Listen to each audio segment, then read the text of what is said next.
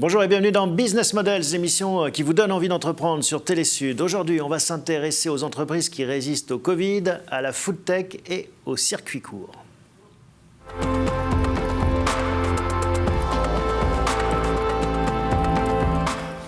Vite mon marché, bonjour Reynald, c'est l'entreprise que vous avez créée qui se développe formidablement, une entreprise qui résiste au Covid. On va y revenir dans quelques instants, mais auparavant on commence toujours par une petite revue d'actualité, un petit tour de l'actualité.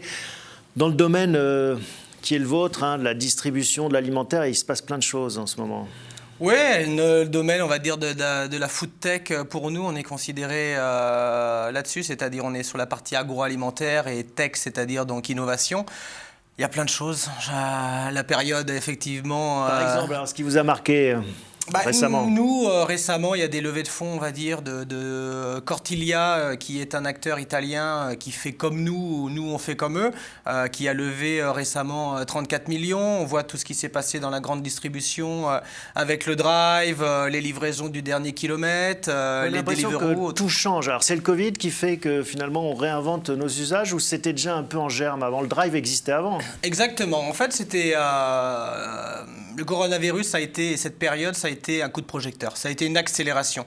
On dit souvent, en fait, que certains business qui devaient mourir, on va dire, ont été l'accélération de cette descente a eu lieu. Par contre, les business qui devaient justement émerger, il y a eu cette accélération via le coronavirus. Donc, oui, c'était présent, c'était dans les tuyaux et c'est vrai que ça a eu un coup de projecteur exponentiel. Dans l'actualité, un de vos petits concurrents qui fait parler de lui en ce moment, c'est Jeff Bezos. Exactement, ouais. Qui se retire du rôle de PDG, de CEO qu'il avait chez Amazon. Qu'est-ce que ça vous inspire? Sérénité. Et effectivement, je lisais l'article hier.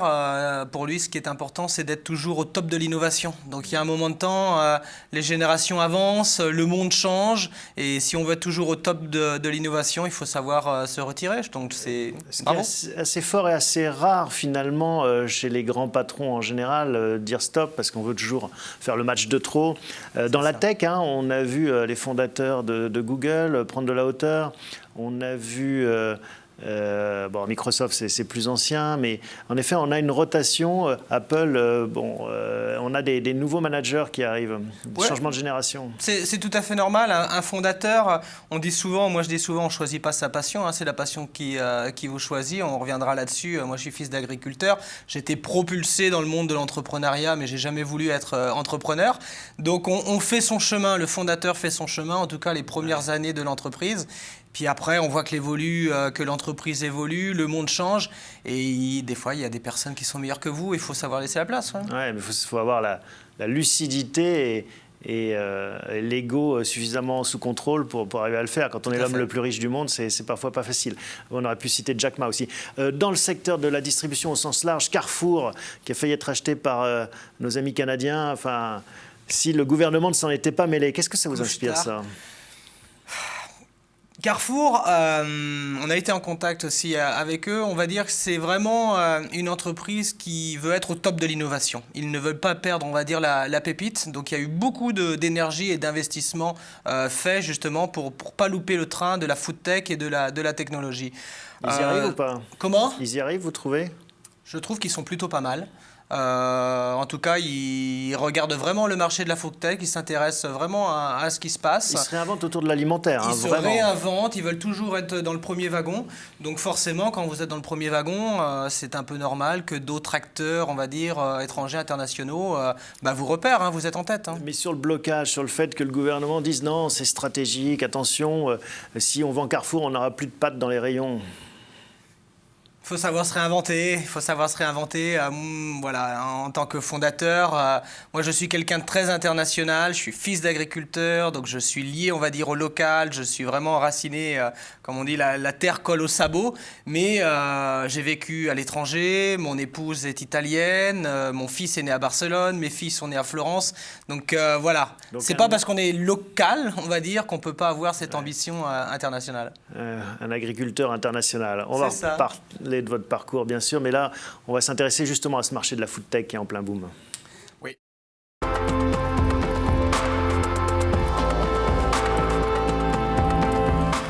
Alors, qu'est-ce qui attire autant dans la food tech? Et je parle même avant le confinement, parce que le confinement, c'est sûr, on est coincé chez soi, on a peut-être plus, il n'y a plus de restaurants, on doit se débrouiller.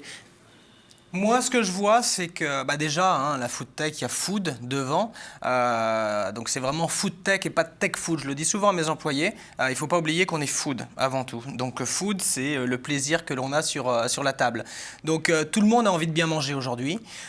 Donc, c'est quelque chose qui est en train de se réinventer.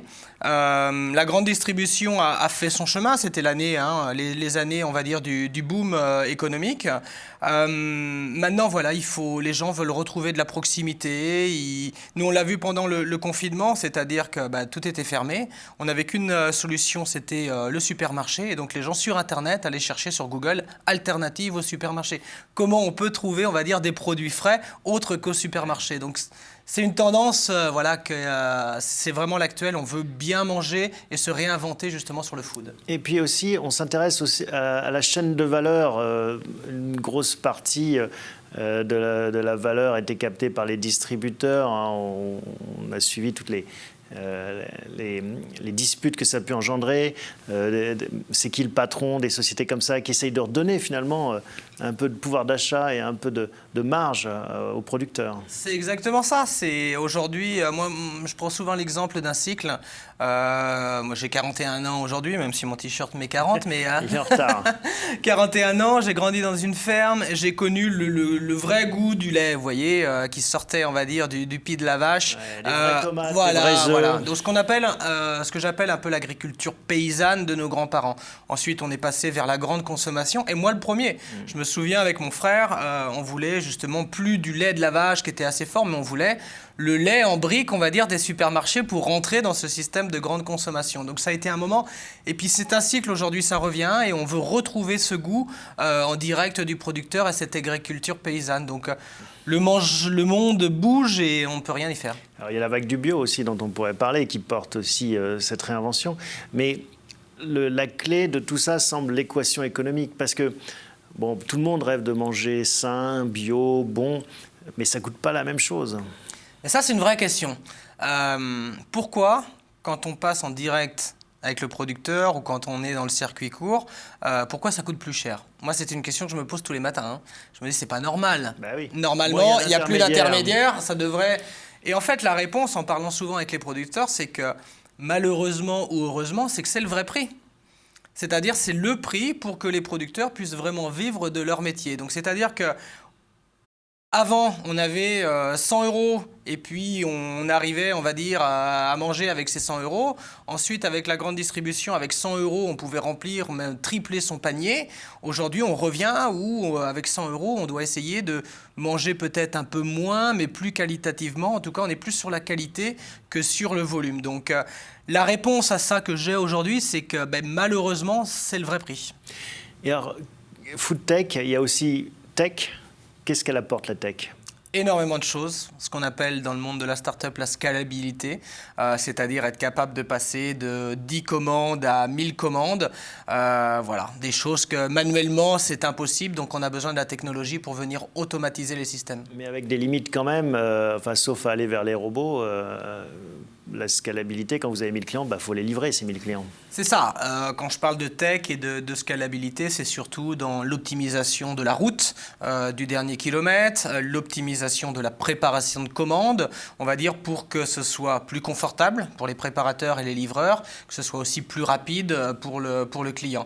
Après, on a besoin de nos livreurs, c'est une de nos différenciations. C'est important de centraliser et d'avoir nos livreurs en interne. C'est le visage de ce qu'on appelle le check-out en hôtellerie avec le client.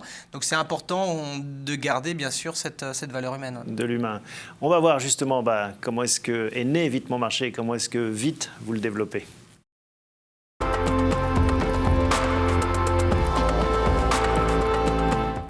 J'aime bien savoir d'où viennent les noms des entreprises. Pourquoi Vite Mon Marché? Parce qu'il a fallu trouver un nom Assez rapidement, on était dans la période, on va dire ce qu'on appelle de MVP dans le monde de start-up, Minimum Viable Product. En gros, il faut faire un produit rapide et le lancer rapidement sur le marché pour voir si ça prend et si ça mord. Donc, on est allé vite. Mon marché, ça existe, ça montre vraiment ce que l'on fait. Hein. Le marché et pas le supermarché. Donc, le supermarché, mais en 2 mots. Et le livrer donc rapidement. Donc, c'est pour ça, vite mon marché, le mot... au moins est clair et explique ce que l'on fait. Parce qu'en effet, vous faites 3 choses, acheter, vendre et livrer. C'est ça. C'est-à-dire on internalise la chaîne de A à Z. Quand on dit on achète, donc on achète en direct des producteurs. Quand on dit on vend au travers de notre plateforme e-commerce. Et quand on livre, on fait le dernier kilomètre. Donc on ne sous-traite rien, on fait tout de A à Z. C'est comme si la halle ou le marché du coin de la rue venait dans mon salon, ou dans mon frigidaire. Voilà, c'est ça. Et c'est la même personne qui est au début jusqu'à la fin de la chaîne pour un contrôle de qualité, puis aussi pour le client, une totale transparence. Avec cette notion donc, de circuit court. Hein. C'est ça. Ça, c'est important. C'est-à-dire que là, vous êtes en train de vous développer, mais si demain vous ouvrez à Metz, ce seront des producteurs locaux. Exactement. Circuit court, la définition, c'est un seul intermédiaire entre le producteur et le consommateur, donc c'est nous. Et effectivement, dans chaque ville que l'on développe, on développe une offre au maximum, donc effectivement locale quand on peut, et puis après régionale, nationale. Qu'est-ce qui fait que ça va marcher ou que ça commence déjà à marcher? Parce que vous grossissez assez vite. L'authenticité, donc cette relation et cet amour que l'on a pour les producteurs, la qualité des produits et cette transparence, c'est-à-dire qu'on sait exactement donc, qui est derrière chaque produit, donc on va dire cette relation de confiance. Et puis, comme je l'expliquais tout à l'heure, la volonté de sortir du modèle de la grande distribution et de retrouver une agriculture paysanne et surtout une alimentation saine. Est-ce que ça peut être grand public, mainstream, comme disent nos amis anglo-saxons, ou est-ce que ça va rester pour une élite qui a les moyens finalement de se payer ce circuit court, ces bons produits et cette... Oui, alors on le disait tout à l'heure, effectivement aujourd'hui ça peut être un peu cher, on va dire pour le particulier par rapport au prix de la grande distribution parce que c'est le vrai prix aujourd'hui. Maintenant, en faisant des volumes, il faut qu'il y ait un acteur qui réussisse, puisque cet acteur devra faire des volumes. Et en faisant du volume, on va pouvoir forcément faire des économies d'échelle et baisser les prix et le rendre, on va dire, accessible à une clientèle plus large. Et les facteurs clés de succès, ou ceux que vous souhaitez mettre en œuvre, ceux que vous pensez qui vous différencient de la concurrence, c'est quoi ? Pour nous, notre différenciation, c'est que tout d'abord, on a un marché complet. On n'a pas que des fruits et légumes et de l'épicerie. On va travailler également la DLC, donc le frais, la viande, le poisson, la crèmerie.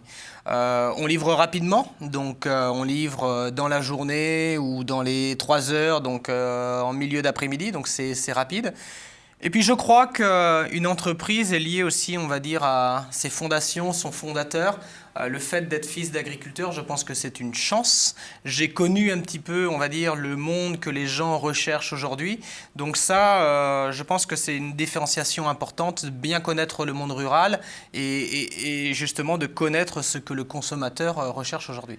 Donc vous êtes né dans l'ouest de la France, hein, vous êtes enraciné dans l'ouest, mais bon, vous avez, comme vous le disiez, des ambitions qui vont bien au-delà. Quelles sont-elles ces ambitions? Comment est-ce que vous comptez justement en grandir? L'ambition, aujourd'hui, on est sur Nantes, donc principalement, mais on livre l'ouest, c'est-à-dire à partir de Nantes, on livre également donc Rennes, La Roche-sur-Yon, Cholet, toute la côte de Saint-Nazaire, on va aller sur Angers et Vannes.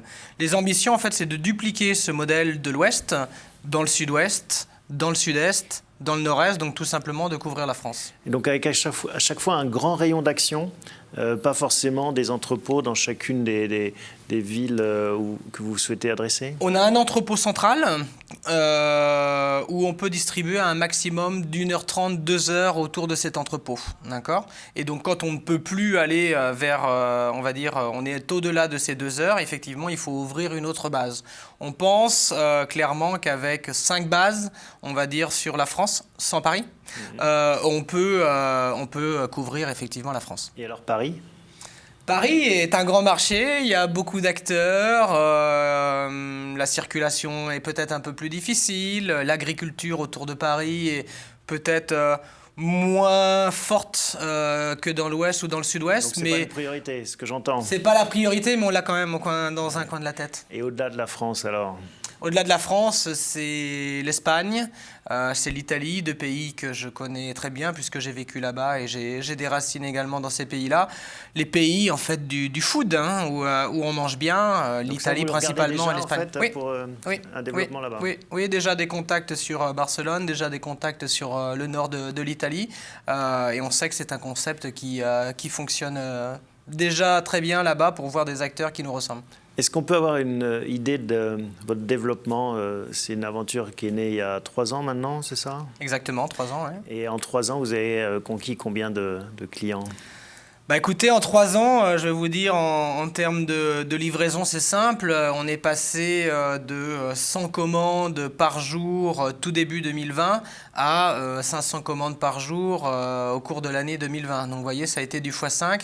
C'est un chiffre d'affaires sur la première année qui est passé de 350 000 euros à 1 million en 2019. Et puis sur 2020, donc on est à 3,5 millions.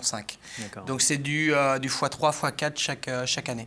Et donc, un des enjeux, c'est d'arriver à tenir cette croissance parce que ça pose d'autres problèmes, des problèmes de riches, comme on dit souvent, mais des problèmes quand même. C'est ça, tenir la croissance, ouvrir plus de ce qu'on appelle de hub logistique, de plateforme logistique. C'est-à-dire qu'aujourd'hui, dans l'Ouest, sur Nantes, notre plateforme donc, est rentable. Après, toute l'entreprise n'est pas rentable au global parce qu'on a des développeurs, on a d'autres, ce qu'on appelle le siège en fait. Et donc, il nous faut dupliquer d'autres hubs pour venir rentabiliser l'entreprise au global. Qu'est-ce qui fera que vous allez réussir ou pas?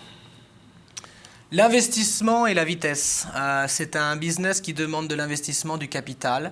Il n'y a plus beaucoup d'acteurs. Les acteurs qui sont présents ont déjà été financés en pré-confinement. Donc aujourd'hui, les acteurs qui restent, il y aura un gagnant. Je ne pense pas qu'il y aura des nouveaux projets, on va dire, financés. Le train est déjà parti. Donc maintenant, c'est celui qui va le plus vite pour couvrir, on va dire, la France et puis gagner la course. Donc ça va demander capital et rapidité d'exécution. Et les acteurs historiques, on parlait des grands distributeurs, vous pensez qu'ils vont venir sur ce marché ? Pour parler avec eux et avoir des personnes qui parlent avec eux, ils n'y arrivent pas. C'est-à-dire qu'ils veulent s'emparer du circuit court. Le problème, c'est qu'en interne, on n'est pas tous d'accord là-dessus, puisque voilà, c'est moins de marge. Travailler avec les petits producteurs, c'est pas non plus évident.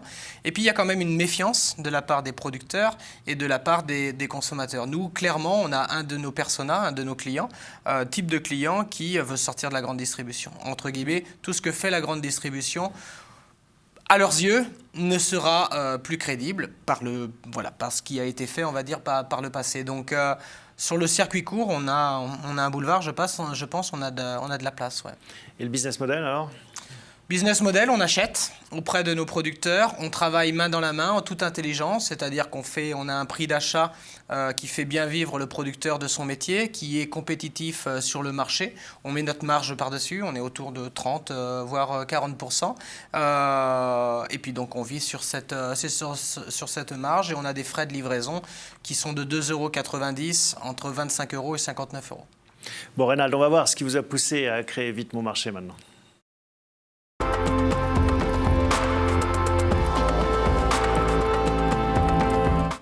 Alors vous nous l'avez dit, à maintes reprises, une famille d'agriculteurs. Donc vous auriez pu reprendre la ferme. Je voulais reprendre la ferme. C'est exactement ça. J'ai jamais voulu être entrepreneur, jamais voulu être, on va dire, sur ce plateau. J'ai grandi dans une ferme à Saint-Jean-de-Mont, en Vendée.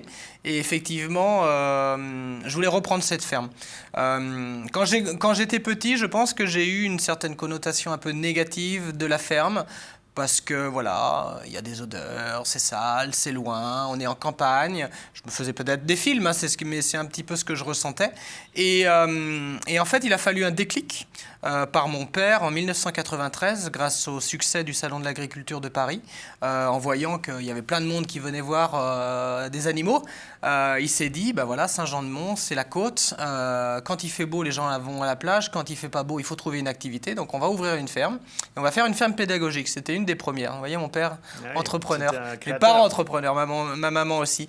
Et donc, ça a tout changé parce qu'il y a des citadins qui sont venus dans la ferme. des gens de Paris, des Nantais, et en disant, en fait, qu'est-ce que vous avez de la chance de vivre dans une ferme. Et ça, j'avais 13 ans, et pour moi, ça fait un déclic. D'une connotation négative, passer à une connotation positive en disant, mais non, attends, c'est une chance de vivre dans une ferme. Et je me souviens encore être sur le toit de ma ferme et la regarder comme ça, la contempler en disant, mais je ne sais pas ce que je ferai dans la vie. Je ne me vois pas vraiment dans un bureau, mais en tout cas, je me vois donc promouvoir ces belles valeurs que sont les valeurs rurales. Donc c'est ce qui m'a poussé en fait au début, c'est-à-dire de faire quelque chose pour les agriculteurs. Et quand j'ai lancé ce projet, je me suis aperçu qu'en fait, c'est bon aussi pour le consommateur, c'est bon pour la santé, c'est bon pour la planète, etc., etc., etc. C'est un monde, on va dire, vertueux, mais ce n'était pas la volonté première. Et j'ai pas voulu être entrepreneur non plus. C'est venu comme ça. Et comment est-ce que vous avez commencé votre parcours professionnel alors mon parcours professionnel, moi je voulais reprendre la ferme de mes parents et mes parents m'ont dit non, ici il n'y a pas d'avenir, on ne gagne pas d'argent en agriculture, donc tu dois faire autre chose, tu dois étudier. J'ai écouté et j'ai un parcours qui est très atypique. J'ai fait du journalisme, j'ai fait de la kinésithérapie, j'ai fait de l'hôtellerie, je suis parti en Erasmus en Norvège, j'ai vécu en Italie, j'ai vécu à Barcelone. Voilà, un parcours très atypique jusqu'au jour, commentateur sportif de football, et jusqu'au jour où on se dit, non, en fait, qu'est-ce que je veux faire? Et on revient, on va dire, à ses racines, et puis on se lance. On se lance et comment on tombe sur la bonne idée ou sur l'idée qui vous motive pour entreprendre?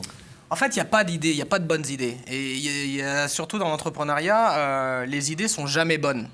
C'est-à-dire que le plus important, c'est ce qu'on appelle le timing, c'est-à-dire d'avoir une idée qui soit vraiment dans le temps.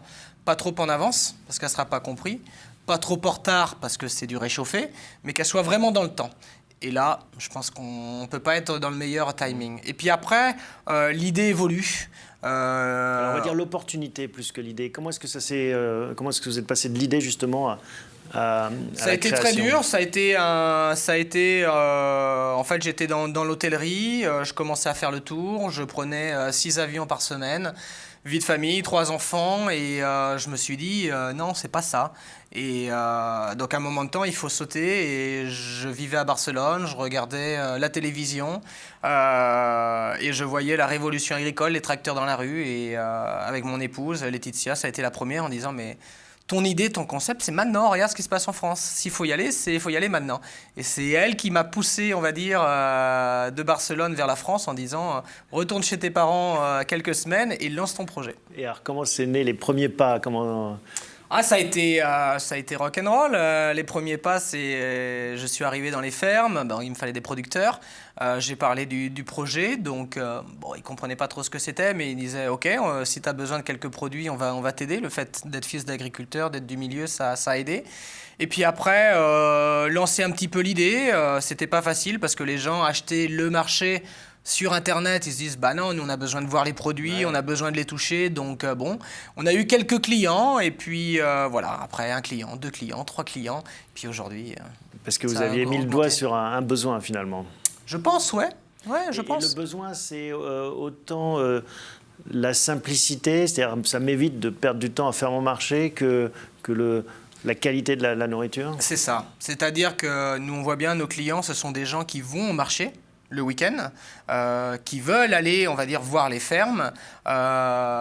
Donc, ils ne veulent surtout pas que Vite Mon Marché vienne tuer le marché, et nous, on ne le veut pas non plus. Mais la semaine, ils n'ont pas le temps. Ou en période de confinement, ils sont chez eux. Donc, il y a certains jours dans la semaine, ou même le week-end, où on a besoin d'être livré à domicile. Donc, c'est pratique. Ça ne perd pas les valeurs parce qu'on voit qu'il y a un amour pour les producteurs, donc c'est bien, quoi. C'est utile. Mais quand ils peuvent aller au marché, ils vont au marché, tant mieux.